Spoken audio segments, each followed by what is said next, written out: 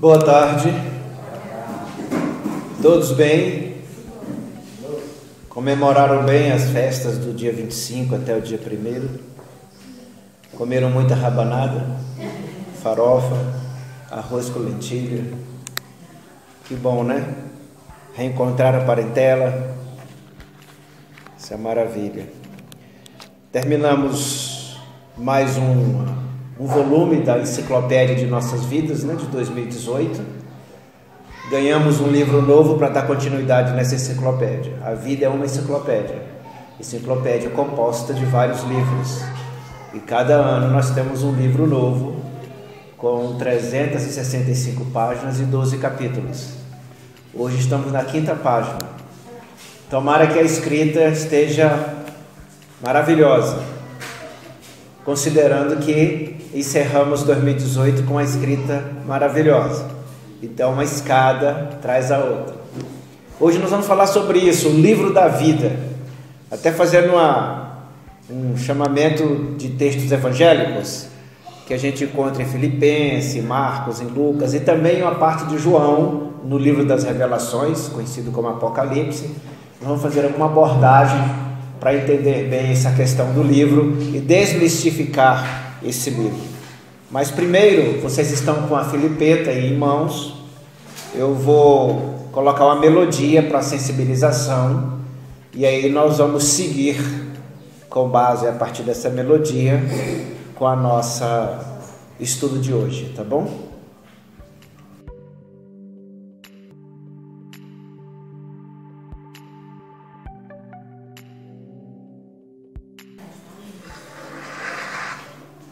Belíssimo, né? É possível o Pai se apartar de nós? Deus se aparta de nós? Não? Então tem uma dúvida aí. Deus se aparta ou não de nós? É impossível. Não importa o que estejamos fazendo, Ele jamais se aparta de nós. Mesmo que nós não o reconheçamos, Ele jamais se aparta de nós. Agora, essa não apartação, ela ocorre conosco de forma muito interessante.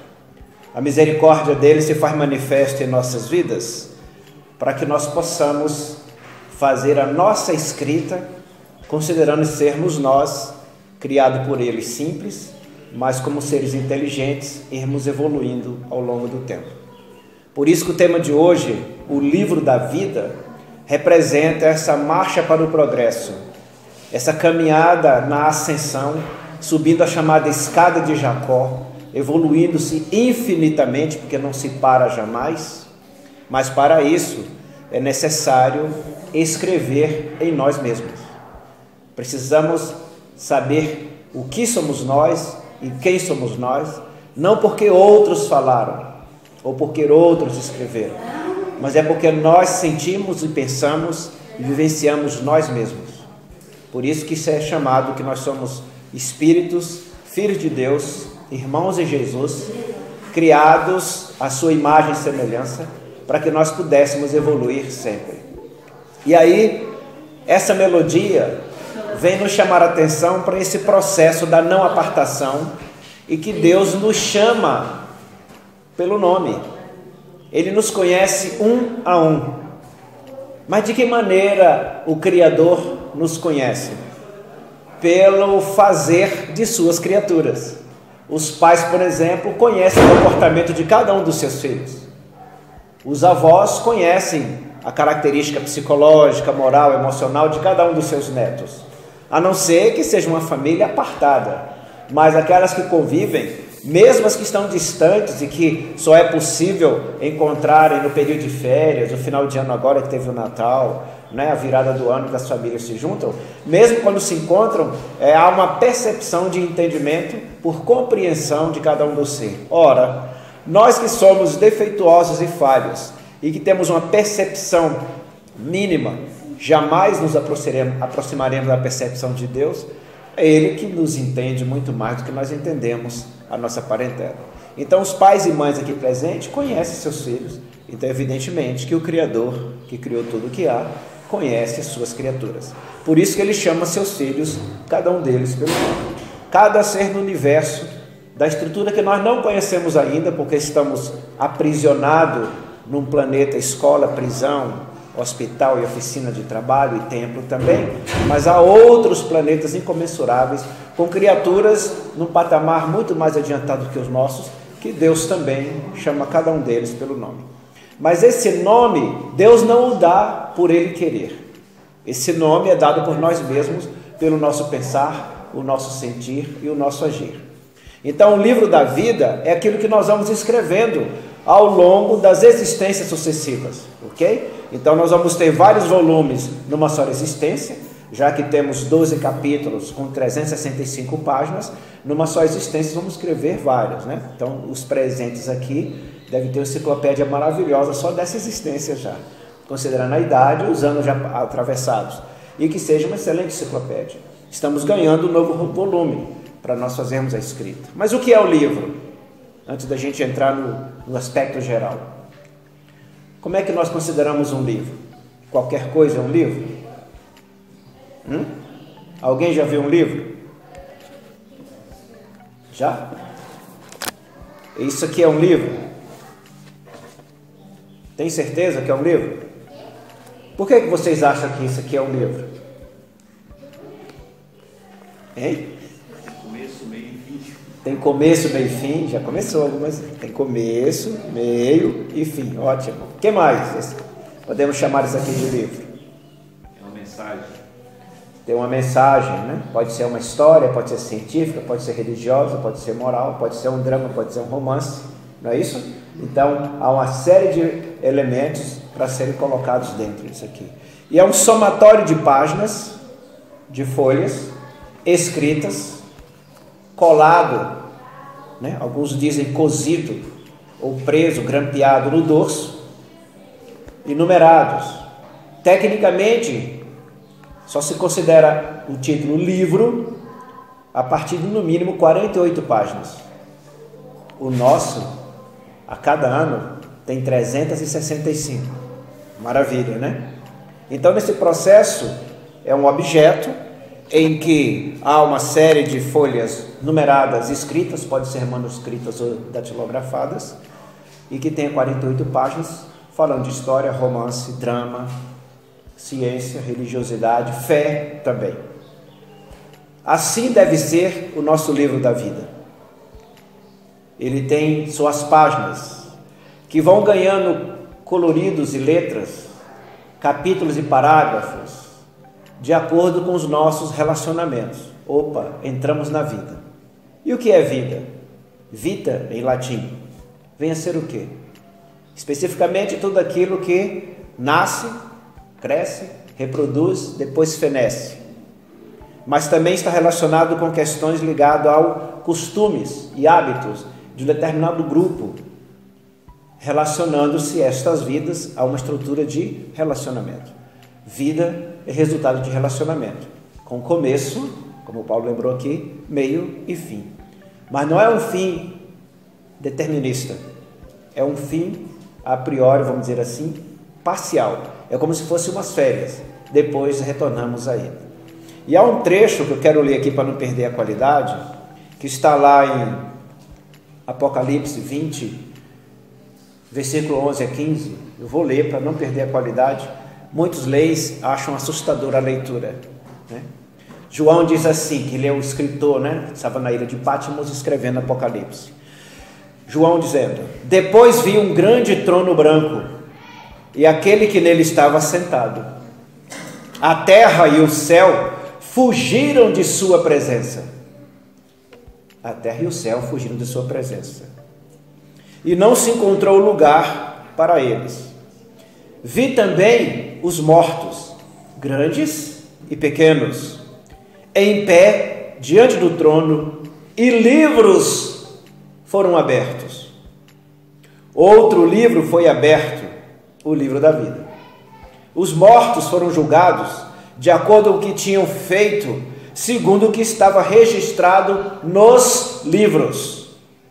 O mar entregou os mortos que nele havia, E a morte e o Hades entregaram os mortos que neles haviam. E cada um foi julgado de acordo com o que tinha feito em seus livros. Então, a morte e o Hades foram lançados no lago de fogo. O lago de fogo é a segunda morte. Aqueles cujos nomes não foram encontrados no livro da vida foram lançados no lago de fogo. As pessoas leem isso e ficam desesperadas. Meu Deus, tem alguém escrevendo o meu livro. Alguns até que interpretam que Deus escreve o livro. Não, Deus entrega as páginas em branco. Quem escreve somos nós. Agora Deus lê. Esse é o detalhe. E o que Deus lê pode se associar à enciclopédia da missão, tarefa, trabalho que Ele nos deu ou não. Quando não se está relacionado ao que Ele deseja, o que é que Deus deseja? Que nós nos amemos uns aos outros de forma incondicional e desinteressada. Que nós venhamos a formosear os espaços físicos, as estruturas planetárias que Ele coloca à nossa disposição, para que a lei do progresso faça manifesto. Porque todos nós, enquanto filhos de Deus, somos herdeiros de tudo que há no universo. Tudo. Não tem nada que não nos pertença. Agora, para ter merecimento a alcançar a tudo que Deus criou, as galáxias magistrais que estão ainda na nossa frente, os planetas flamígeros que iremos morar, os planetas gasosos que iremos viver e os planos espirituais que iremos deleitar quando tivermos direitos a não vivermos mais no mar de fogo, no Hades ou em alguma terra. O que é o mar de fogo? Mar é a vida. Mas por que fogo? Nós passamos por experiências que nos vivifica constantemente. A irmã na leitura do Evangelho comentou sobre o nosso embate em família e que muitas vezes Deus nos dá, na sua divina misericórdia, a oportunidade dessa vivência, desse fogaréu. Porque o fogaréu é fazer transformação. O mar de fogo nos tira do conforto, da zona do conforto, e nos coloca na zona de confronto. Mas de confronto com o próximo, não, no confronto conosco mesmo. Pai, que queres que eu faça? Não é isso que está na música? Que eu não venha fazer o que eu queira, mas que seja aquilo que esteja na sua vontade? Então, nesse processo, estar escrevendo o livro da vida é escrever aquilo que esteja em consonância com o amor daquele que nos criou. Quando Kardec questiona São Luís no Evangelho segundo o Espiritismo, se o processo reencarnatório era determinantemente voltado só para sofrimento, tinha que se sofrer para poder evoluir, São Luís responde, claro que não, está lá no Evangelho. Deus nos colocou no plano físico para que pudéssemos, de planeta em planeta, de grau em grau evolutivo, aprimorar a nossa inteligência e criatividade, a formosear os espaços que Ele ali nos colocou, para dar qualidade de vida aos seres que ali se encontram, como coautores de suas obras. Mas o nosso egoísmo, soberba, orgulho e vaidade faz com que nós geremos débitos um para com os outros. A irmã fez um comentário dos asilos, onde idosos são esquecidos e a parentela retorna para os seus lares e esquecem aqueles que cederam carne da sua carne, sangue do seu sangue, para que esse ser, essa alma, espírito, nós espíritos tratamos assim, tivesse condições da experiência material para evoluir para a angelitude. Vai entrar no mar de fogo da consciência, porque perdeu a oportunidade de carregar no colo aquele ser que lhe gestou, que trocou suas fraldas, que lhe deu uma madeira, que preparou o quarto, pintou, colocou as roupinhas, os brinquedos, se preocupou com a escola, os cadernos. Talvez não tinha nem condições financeiras para tal, mas procurou as melhores escolas que tinha condição para fazer. Ensinou aquele ser a caminhar, a escrever, a ler, a se alimentar, a andar de bicicleta, de velocípede. Levou em algum circo, cinema, parquinho ou na praça para brincar. Segurou nas mãos para ele dar os primeiros passos, mas ele se esqueceu disso. Essa escrita não é escrita de Deus. Por sua vez, voltando ao Apocalipse, será julgado e lançado novamente onde houver trevas e ranger de dentes. Nós estamos nas trevas. Viver no mundo material é viver no mundo trevoso, onde nós temos o quê? Aflições. Mas é possível amenizar esse processo aflitivo. Benjamin Franklin, vocês devem conhecer, né? Era um pesquisador da eletricidade, escritor, filósofo. Ele disse o seguinte, que era impossível acreditar que Deus criaria inteligências que alcançassem um processo de desenvolvimento tão alto e depois elas fossem aniquiladas para o nada.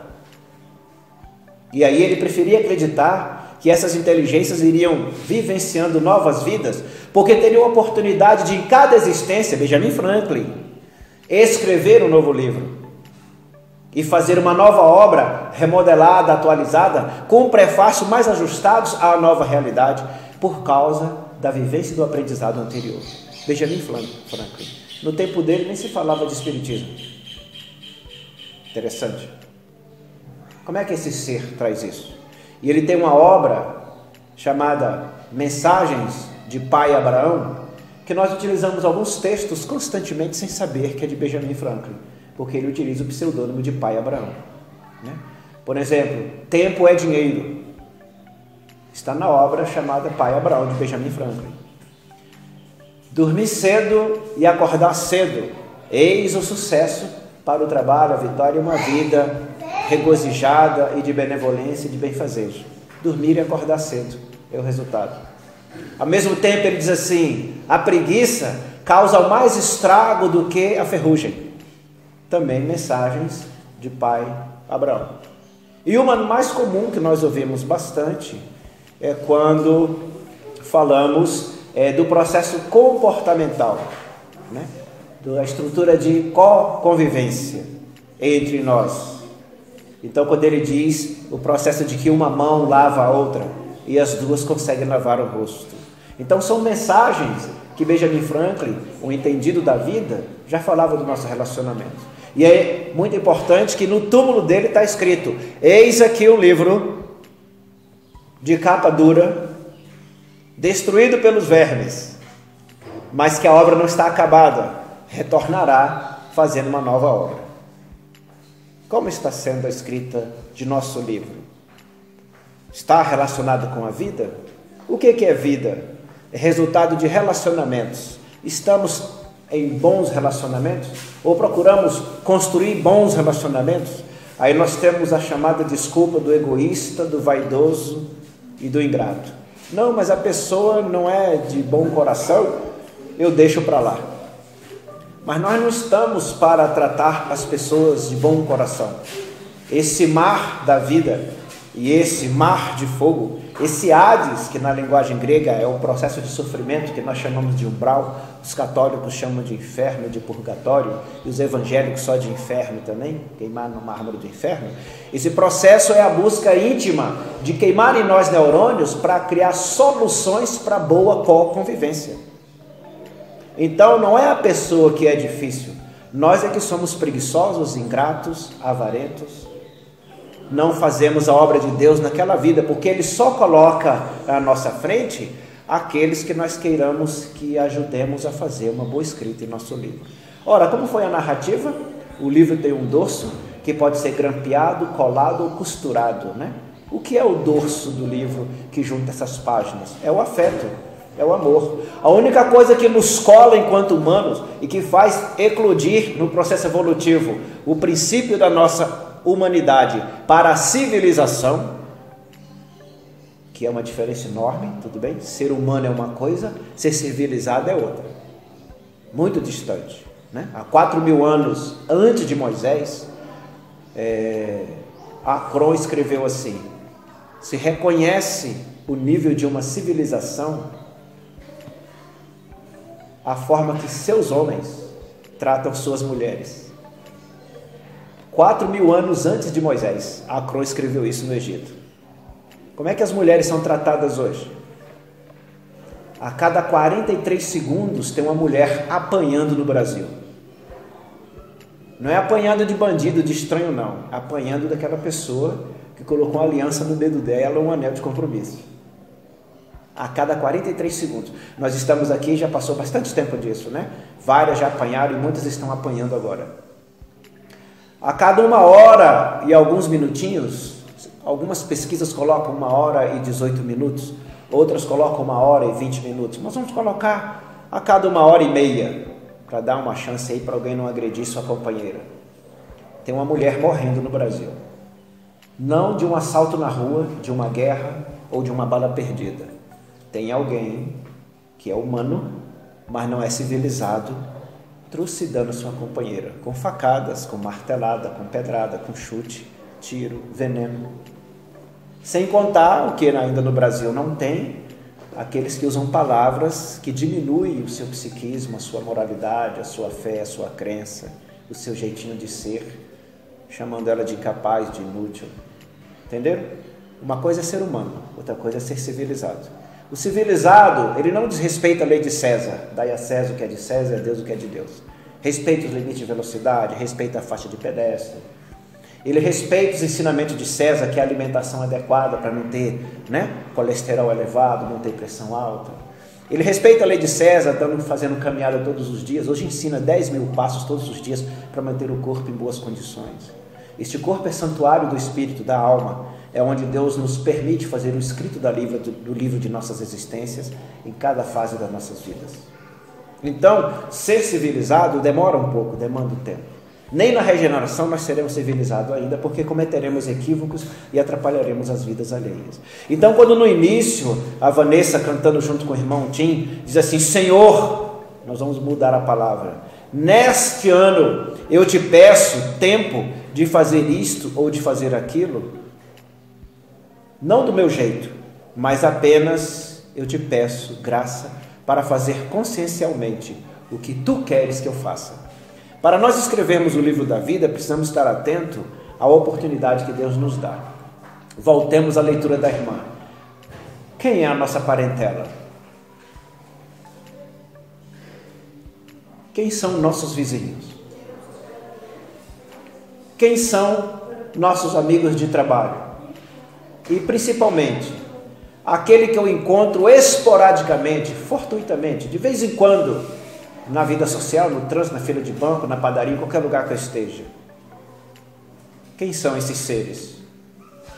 Eles representam a linha, ou a cola, ou o grampo, que vai prender as páginas do escrito do livro da minha vida. Porque vão dar um colorido, um sabor para a história, para a ciência, fé, religião, drama ou romance nas minhas escritas. Nós conseguimos escrever o nosso livro de acordo com o olhar que o outro tem sobre nós e que nós temos sobre o próximo. Vai nos dar um colorido ou um perfume conforme o nosso sentimento e o pulsar do nosso coração e a maneira em que nós pensamos sobre aquele ser que troca olhares conosco. Então, a escrita do livro da vida vai estar relacionado especificamente com o nosso modo de ser. Daí que a Vanessa, ela abre pedindo isso: Pai, que eu não faça do meu jeito, mas que eu faça do jeito que Tu queres. Para fazer do jeito que Deus quer, é só lembrar a mensagem da manjedoura. Todos se lembram? Mensagem de simplicidade e de humildade. Cidade Belém não recebeu o nosso irmão mais velho, que veio para nos ajudar. Fazer a escrita do livro da vida dele junto com o nosso. E nós estamos dando continuidade na nossa escrita baseado na história dele. Não é? Não teve uma estalagem para recebê-lo. Teve o quê? Onde é que se guarda os cavalos? Curral, né? Onde é que se dá alimento para os cavalos? No coxo. O que foi seu edredom? A palha. Já começa por aí a situação aflitiva desse ser luz. A mãe enfaixou, colocou alguns panos e deitou ele na palha. A palha tinha formiga, carrapato, um monte de bicho, e deitou ele lá. Depois, ele teve o direito de conviver em casa com os irmãos. Maria teve com ele, somando 14 filhos. Os 13 irmãos deixaram ele conviver lá. Né? Inclusive, quando ele retornou a Nazaré visitando a cidade, depois de uma determinada viagem, estava numa casa, os irmãos, forçando a mãe, foram até lá para tirá-lo da cidade. Tanto que os discípulos disseram: teus irmãos e tua mãe estão lá fora. Aí ele diz: quem são meus irmãos e minha mãe? Quem são meus parentes? Vizinho, colega de trabalho, amigo de atividade de lazer e social, quem eu encontro em fila de banco, no trânsito ou na fila da padaria ou no mercadinho. São meus irmãos. E esses irmãos, por misericórdia divina, estão me ajudando a escrever o livro da vida. E o livro da vida não se escreve num papel físico em que a traça e a ferrugem corrói. Escreve na memória que o nosso Criador, que é Espírito e amor, já está lá em João, 1 João, de 1 a 4, versículo de 1 a 4, Deus é Espírito e amor, que se amá-lo em Espírito e em verdade, quem não ama não conhece a Deus. As linhas que colam o dorso do livro, o grampo que prende ou a cola que segura as páginas, as folhas da escrita, são cada ser desse que vem relacionar-se conosco. Seja um avô, um bisavô, dependente químico, delinquente, criminoso, vamos chamar assim, que de repente está aprisionado e nós não fomos visitar. E no escrito desse livro, Jesus nos alerta que cada página tem que constar parágrafos dizendo que nós demos de beber quem estava com sede, nós demos de vestir a quem estava nu, nós visitamos quem estava preso, nós cuidamos e orientamos e acalentamos quem estava doente, hospitalizado. Não é isso que está lá? E nós hospedamos aquele que estava sem moradia, viajante. E isso se apega tanto do plano de vista físico, quanto psicológico, emocional, espiritual também. Há pessoas que estão sedentas de um olhar, de uma palavra de afeto, de um abraço, de um tempo, de uma conversa. Há pessoas que estão presas em ideias fixas de que tudo está ruim, é problemático, e nós temos mensagem do Evangelho, da doutrina consoladora, o Evangelho segundo o Espiritismo, para acalentar aquele coração e tirá-lo da prisão da ideia fixa. Então o nosso livro tem que ter escritos dessa forma. Por isso que em alguns momentos, até Benjamin Franklin fala sobre isso, vai haver escritas que não são só de sofrimento, porque nós não viemos ao mundo para a derrota, nós viemos para o progresso, para a evolução. Então vai haver best-seller inédito de nossa vida em cada oportunidade existencial que nós vamos conseguir em processos reencarnatórios sucessivos. Mas há uma beleza mais aprimorada ainda. Não precisamos reencarnar para fazer uma boa obra. A cada 365 dias ganhamos páginas em brancos que Deus nos dá, e pessoas virão ao nosso encontro em 2019 para que possamos dar de beber, dar de vestir, abraçar, sorrir, alimentar, dar um simples copo de água para termos direito ao galardão junto com Cristo ao lado do Pai, segundo o ensinamento dele, porque Jesus nos ensina assim. E muitos nos condenam a dizer onde é que o Espiritismo encontra a caridade na Bíblia. Está lá Jesus mostrando, tintim por tintim, explicado esmiuçadamente, para que não venha confundir o que ele deseja que façamos. Então todo aquele atendimento que nós devemos dar, as páginas que nós estamos escrevendo em cada ano, devem constar esse processo no nosso romance, no nosso drama, na nossa história de fé ou no nosso livro de religiosidade. Mas o que é a religiosidade? É um laço, ensina Kardec, que une os homens num desejo comum, numa vontade comum. Esse religar entre a humanidade faz com que as linhas e a cola que une as páginas do nosso livro sejam firmes, consistentes, resistentes e não se soltem jamais. E aí a enciclopédia vai sendo montada e de vidas em vidas sucessivas nós vamos conseguindo nos ajustar. Mas Gilberto, você passou direto de um trecho aí do Apocalipse, onde diz que os que são julgados de acordo com o que tinha feito é lançado no lago de fogo, e esse lago de fogo representa a segunda morte. O que significa isso? Há uma passagem muito interessante, parece que a Bíblia se contradiz, que só se morre uma vez, não é isso? Mas por que aparece agora a segunda morte? A Bíblia está equivocada? É porque quando nós saímos daqui do plano físico para a pátria espiritual, o mundo das almas, ou o céu, muitos tratam de céu, nós nos libertamos das sombras e nós lá ressuscitamos deliberadamente assim, ressurgimos lá, com todas as lembranças de tudo que nós fizemos em vidas sucessivas, em culturas diferenciadas. E vamos escolhendo nos livros, sempre estava escrito, os livros foram abertos e foram lidos, e cada qual foi analisado conforme estava escrito no livro. Quando nós retornamos para cá, aí lá compreende que nós morremos, porque mergulhamos no Hades. na sombra, no sofrimento, no pranto e no ranger de dentes. E aí sim, nós encontramos a chamada segunda morte. Porque além de você ter o princípio da morte física, teremos a morte da alma. De que forma a alma morre? Se a própria doutrina espírita diz que ela é imortal. Nós morremos na perda da consciência do que deveríamos ter feito dentro da lei de amor.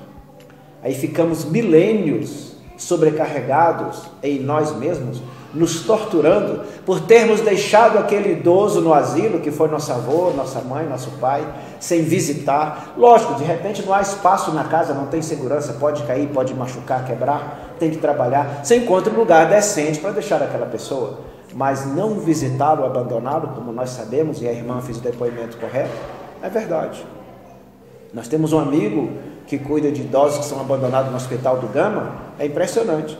Quando o INSS consegue transferir o cartão da aposentadoria desses idosos para ele, os parentes vão logo buscar, né? Porque o interesse é financeiro e não a relação de sentimento. Então a vida é resultado de sentimento. O livro nosso não é escrito onde a traça, a ferrugem corrói, mas aquilo que vivencia por eternidade. Nós somos imortais. E o corpo que nos envolve, chamado de perispírito, é onde consta a nossa memória.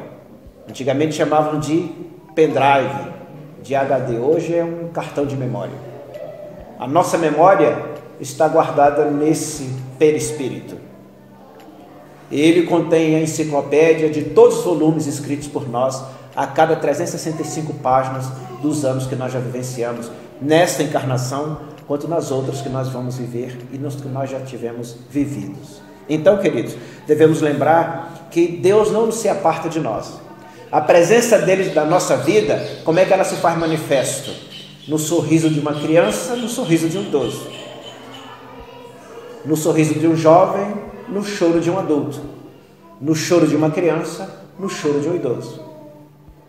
A partir daí, a remodelação do nosso coração para saber o que fazer, vem-se a pergunta: que queres que eu faça, Senhor? Cada criatura que ele coloca à nossa frente, aí devemos lembrar criatura ou criação, não é? Porque Jesus disse: ide e evangelizai a toda criatura, não disse humanidade. Então, como é que eu trato a natureza? Como é que eu trato o meio ambiente? Né? Como é que eu trato os seres inanimados, inorgânicos e orgânicos, as plantas, os pássaros, os animais, aquáticos, alados e terrestres? Como é que eu trato? Como é que eu sinto? Que cuidado que eu tenho com essas criaturas? Não é verdade? Eu estou escrevendo o livro da vida. O que queres que eu faça não está relacionado ao princípio egoístico de um humano bípede, sem ser civilizado, né? Embora racional, agindo na Terra. Não, nós estamos aqui para aformosear o planeta. Vamos fazer cruzamento de plantas para melhorar as sementes, melhorar a frutificação. Vamos aprimorar as espécies dos animais? Sim. A semelhança com Deus é o princípio da inteligência. Só que a nossa inteligência é relativa, absoluta e apenas a do Criador. Tudo que está aí está pronto. O homem descobriu uma nova espécie para aprimorar o leite do gado. Não existe leites aí que nós nem imaginamos no universo, que o dia que nós tomarmos, vamos achar que somos super-homens e super-mulheres. Mas aqui no planeta Terra, um planetinho da periferia da galáxia da Via Láctea, na favela dos planetas, nós já estamos bem adiantados em algumas coisas, mas nos falta civilização, ou em outras palavras, civilidade. Ser humano é diferente de ser humano civilizado. Nesse processo, devemos observar em nós como é que estamos escrevendo o nosso livro. E graças à bondade de Deus, Ele mandou o nosso irmão mais adiantado à frente, para ele mostrar como deve ser feita essa escrita, não é verdade? Como é que Jesus se portou escrevendo o livro dele, que ele também escreveu? Alguém se lembra?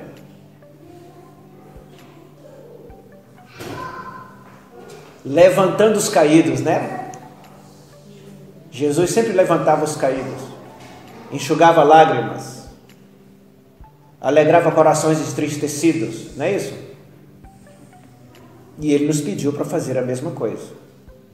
O evangelho que Jesus quer que nós façamos no escrito do livro de nossas vidas, não é estar pregando decorado, textos evangelísticos, não. Jesus deseja que nós venhamos consolar corações, enxugar lágrimas e colocar sorriso nas faces dos que estão sofrendo. Foi isso que ele fez e faz conosco até hoje. É óbvio, o evangelho tem textos belíssimos, mas não adianta a palavra escrita sem sentimento. E para escrever o livro é preciso ter sentimento. E quem tem sentimento aprimora relacionamento. E vai sempre ter alguém nos procurando, pedindo conselho, trocando ideias, não é assim? Muitos que estão aqui presentes no local de trabalho, na vizinhança, vem alguém desabafar, não é? E fica até incomodado, não fica? Ai meu Deus, joguei pedra na cruz, fulano vem contar a vida dele toda para mim, não é assim? Mas por que Deus colocou aquele ser para desabafar para você? Voltemos a Jesus, aquele que der um simples copo de água a um dos meus pequeninos, terá galardão à minha direita, à direita do Pai, inclusive já alcançará a felicidade já na terra, porque vai estar o quê? Gratuitamente aliviando a dor de outro coração. Então sempre que alguém vem desabafar dos seus problemas conjugais, financeiros, profissionais, sociais ou particulares, né, que nós temos problemas conosco mesmo, emprestemos o nosso ouvido àquele ser, porque nós estamos no mundo a serviço de quem? De Deus. Ai Gilberto, mas eu tenho um parente que é insuportável. Então aprenda a suportar, porque senão na próxima encarnação você terá que vir aprender a amar. Então já suporte logo, né? Você tem os níveis, tolerar é uma coisa, suportar é outra e amar é outra totalmente diferente. E aí Gilberto, e quando é que nós estamos amando? Quando nós vamos a Ele, nós não esperamos Ele nos procurar. Porque é muito comum, né? Agora no Natal deve ter acontecido, na virada do ano, fulano vem, vixe, né? Turma daquela escorregadinha. Vai comer a rabanada toda, vai levar tudo na marmitinha para casa, vai sujar a casa inteira, vai beber tudo que tem, vai abrir e fechar a geladeira, né? Os meninos dele vão quebrar as plantas do jardim, não é assim? Ué, para que abrimos para as festividades? O Natal não é comemorando a Boa Nova? O que é a Boa Nova? Consoladora, ou a mensagem de apaziguamento, de relacionamento, não é isso? O que é a virada do ano? Uma nova escrita do nosso relacionamento do livro da vida, que vem os parentes sujar a casa, quebrar prato, levar a comida toda, abrir e fechar a geladeira, acabar com o combustível do carro, né? Sujar sofá, sujar tudo, deitar lá em qualquer lugar, vomitar e tudo quanto é canto, que venha.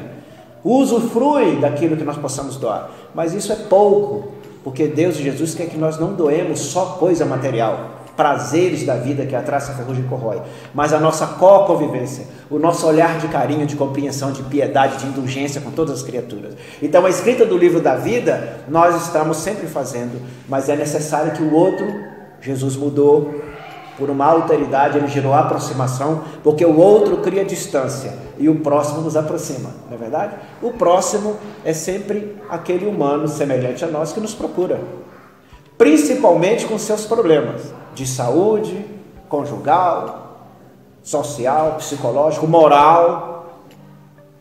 Aí Emmanuel nos ensina, se percebemos algum problema em algum lugar, em alguma circunstância, em alguma pessoa, significa que estamos prontos para ajudar. O que é a caridade? É servir ao próximo de forma incondicional e desinteressada. Quem é o próximo? Qualquer ser humano. É só lembrar da passagem do bom samaritano. Não interessa quem é, não interessa a cultura, não interessa o país, a religião, não interessa o comportamento, é o ser humano. Então façais o próximo que irás que faça contigo. Então, queridos e queridas, na música Assim Seja, Tim e Vanessa nos conclama a essa preocupação da escrita do nosso livro. Tenhamos muito cuidado com as oportunidades, porque Deus não se aparta de nós e Ele nos chama cada qual por nosso nome. E Deus lê o nosso livro.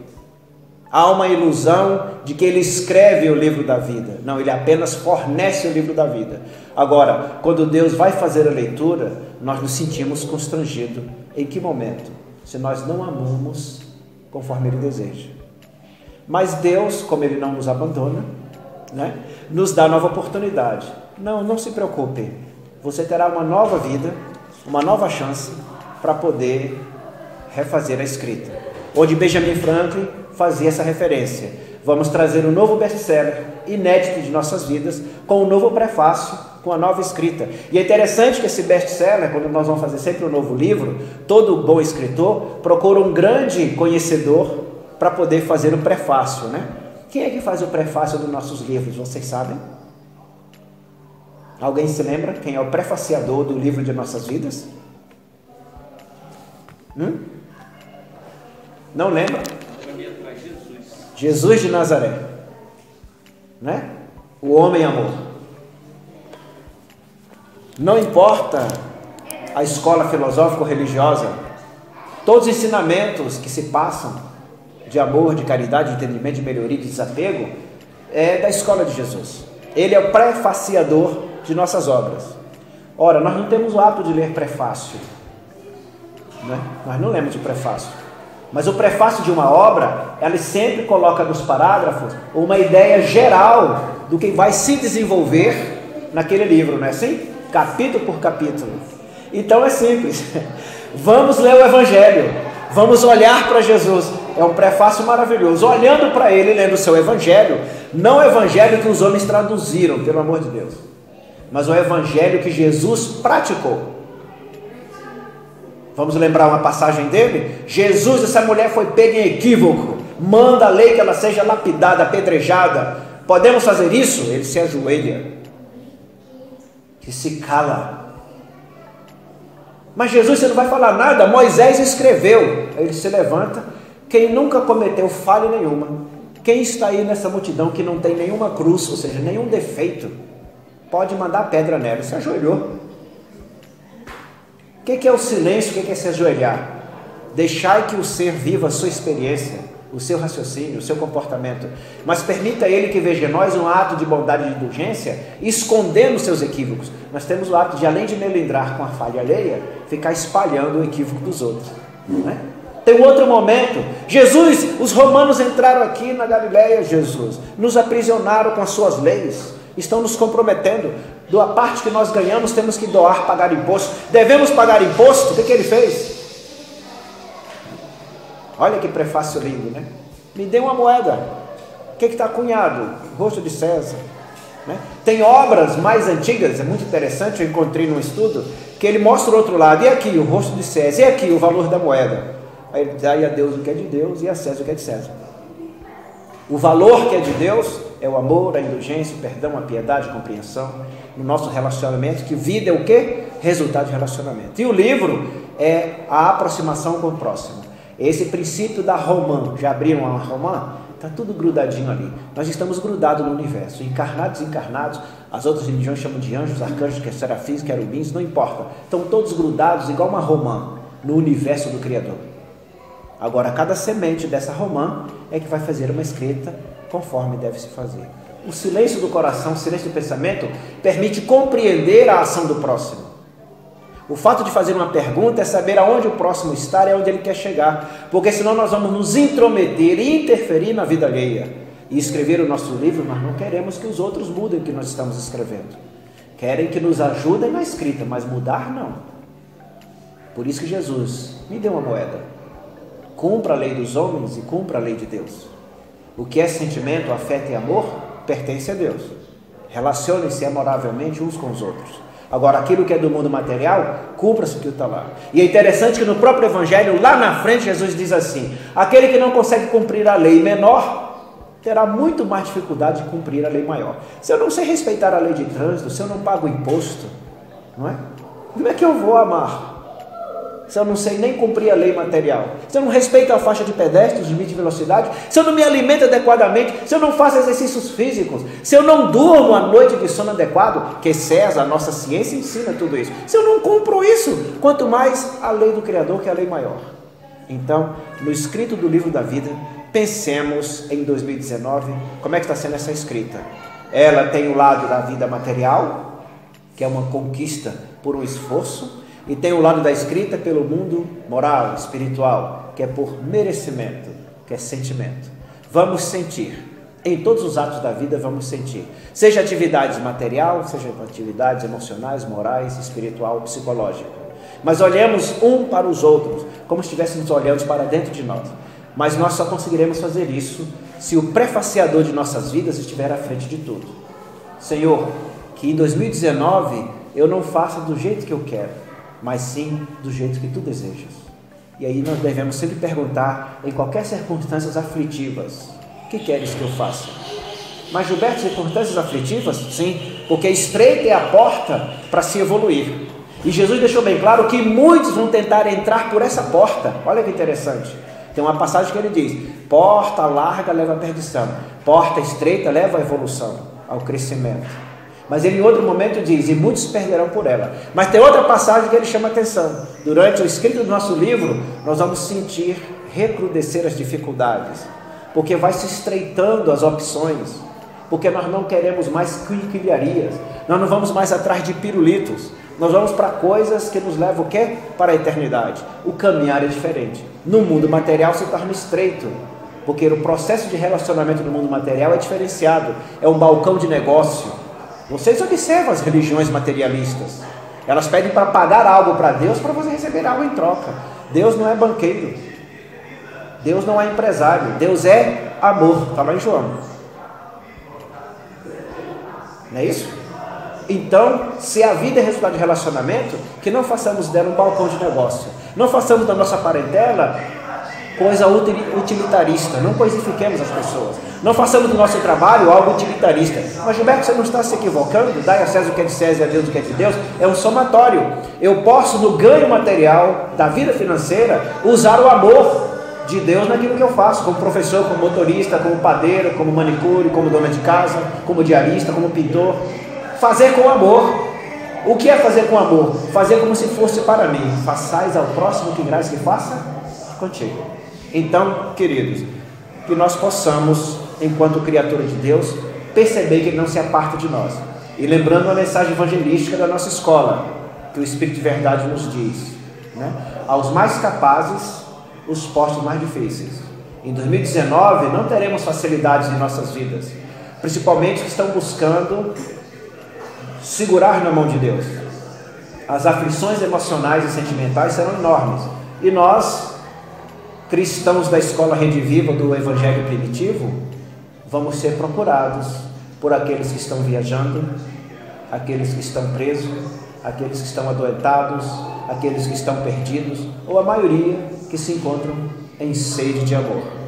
Que nós possamos, junto com as páginas da nossa escrita, levar o perfume do Cristo, que é o prefaciador do nosso livro, para essas vidas, e fazer o seu Evangelho, não pelo que nós ouvimos ou lemos, mas fazer o Evangelho por aquilo que nós sentimos, pensamos e fazemos.